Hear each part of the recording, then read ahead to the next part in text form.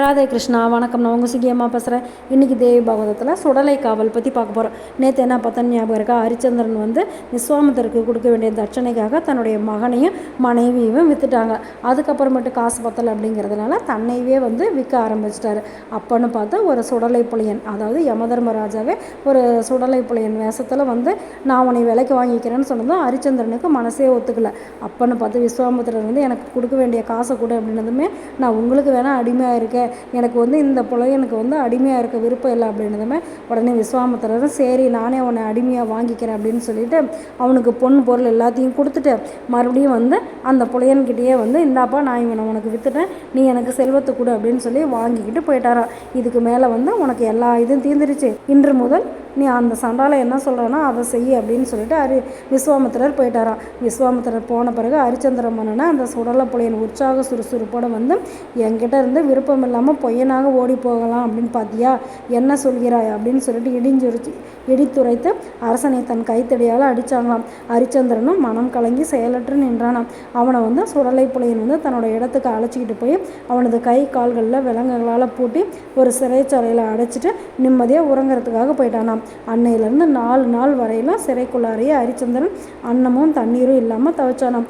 ஐயோ, நான் இந்த சண்டாளனுடைய சிறைச்சாலையில் படும்பாட்டை என் பத்தினி சந்திரமதி அறிய மாட்டாளே, அவளையும் புத்திரனையும் ஒரு கிளவேதியருக்கு விட்டுவிட்ட பிறகு அவர்களை விடுவித்து மீட்பதற்கு தன் நாயகன் வருவான் அப்படின்னு ஏங்கி கிடப்பாளே, என் குழந்தை என்ன நினைத்து அழுவானோ, அவனை சமாதானப்படுத்துவதற்காக நான் அருகில் இருப்பது போல் போலி பாவனை செய்து என்னை பரிவோடு கூப்பிடுவாளோ, சாம்ராஜ்யமும் என்னை விட்டு போயிற்று, நண்பர்கள் எல்லாம் என்னை விட்டு போயினர், ஆனால் எது போனால் என்ன, என் மனைவியும் மகனுமாவது என்னுடன் இருக்கலாகாதா, அவர்களையும் விட்டு நானும் இந்த சண்டாளனுக்கு நிரந்தர அடிமையாகி விட்டேனே அப்படின்னு சொல்லி ரொம்ப வருந்திட்டு இருந்தானாம்.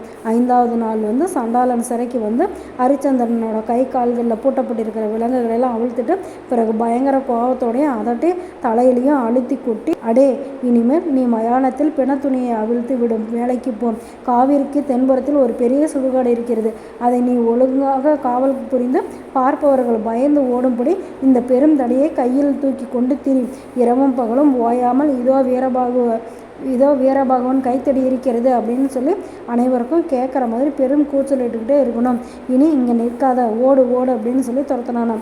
ஹரிச்சந்திர மன்னனும் எதுவும் சொல்லாமல் அங்கிருந்து ஓட்டமும் நடையுமா அந்த சுடலையை அடைஞ்சாராம். அது பயங்கரமான சுடுகாடாம். அங்கே எரிஞ்சிட்டு இருக்கிற பிணங்கள் மட்டுமல்ல, சிரிப்பது போல பல்லை இலைக்கும் எரியா பிணங்களும் ஏராளமாக குவிஞ்சிருந்துச்சாம். புகையும் புலால் நாற்றமும் சகிக்க முடியாதபடி எங்கும் வீசியதாம். சடசடவென பிணங்கள் எரியும் ஓசையும் நாய் நரிகளின் ஓலைகளும் வட்டமிடும் கழுகுகளின் ஓசைகளும் மெய்சிலிருக்க செய்தனவாம். சுடுகாடு எங்கும் பலவிதமான புலம்பல்கள் ஓலங்கள் கேட்டுச்சாம்.